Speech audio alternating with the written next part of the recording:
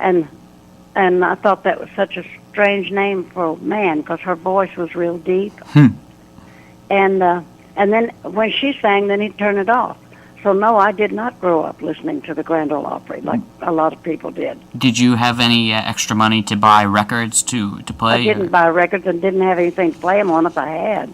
Yeah, my grandfather said, he grew up in the Depression too, and they only had a radio. They didn't have. I don't even think they had a record player. They certainly didn't have any money to spend on buying records. But he said, we were really poor looking back on it, but we didn't know any different. It was just life. That's right. I didn't. But as I got a little older, and we moved to town, and we did move around a lot. Somebody said, "Well, why did y'all move so much?" I said, "Probably because the rent was due." That was the way it was. And we didn't own a house. My father, they worked to put food on the table, and I don't know how they did that. But I would sneak out. There was a little place down the road that had a jukebox, and they played music on the jukebox, and I loved Tommy Dorsey's Boogie Woogie, and all those things. So I wasn't listening to bluegrass. Everybody in West Plains played their own instruments. They had music parties at their house. I don't know how they learned to play these instruments. I don't know how they made their own instruments, but they did. And different families would get together at different houses and bring the kids. Everybody brought a pie or a cake or something, and the kids would all go to one room where they'd play in the room, and they'd move the furniture out of the living room or something, and everybody would sit up in there and play music. And it was and then when one got tired, they'd leave and another one would come in. I remember those things, and that was the way of life. And but they did, but like I say, everybody there played and sang, and a lot of them made their own instruments. One of my sisters got married when I was 4, I think, and her husband was older than she was, about 9 years older, I don't know. And but I remember him playing the guitar and singing, and he yodeled, and he'd sit out we had a black walnut tree out in the front yard, and he'd sit out there and play that guitar and sing and yodel. And those. Well, looking back. I was just going to say, Jan, that you yourself actually got married at a young age, if I remember correctly. Yes. What was it, like 15? 14. 14? 14, 15. But the best thing that came out of that marriage, I had my 3 sons, and they were a blessing. They were and are my greatest accomplishments. My 3 sons. The only reason I mentioned that was to lead up that I guess you eventually got divorced, and then that's when you moved out to Los Angeles, and that was when the music career started to happen. Yeah, I sang.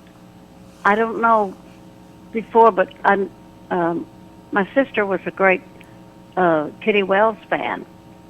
And I'd sing around the house, and she'd say, "Shut up! Who do you think you are, Kitty Wells?" And so I'd shut up.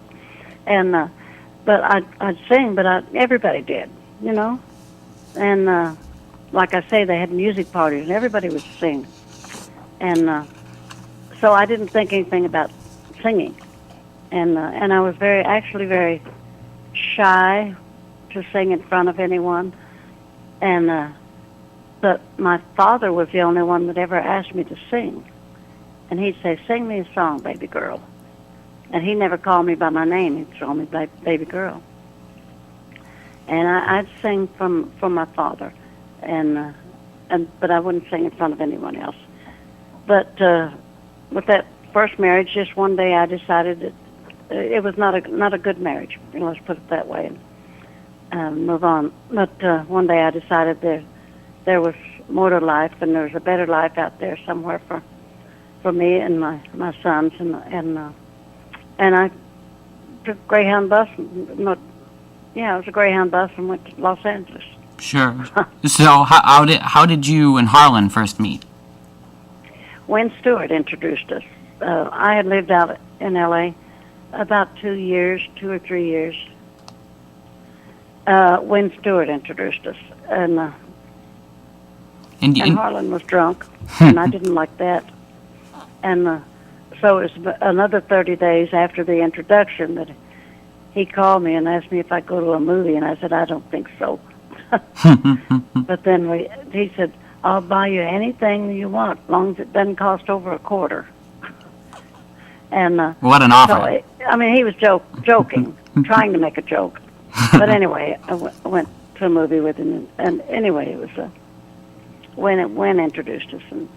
So at that point, did you have any interest in singing professionally, or was that just something you did as, because you mentioned you just did it for your father before, but...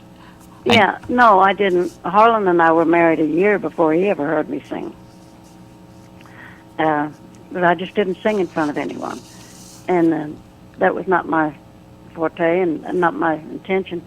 And when Harlan and I married, he was trying to get started as a songwriter and everything, but he worked in a factory. He wasn't a successful songwriter at that time. I was a secretary, and he worked in a factory. And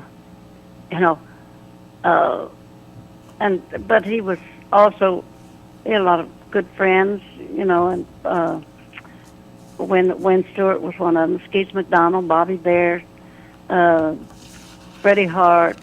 These people were all trying to get started out there in California.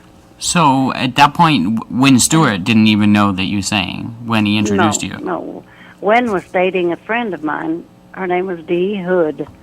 And she asked me to go, the night that he introduced me to Harlan, she asked me to go listen to him sing.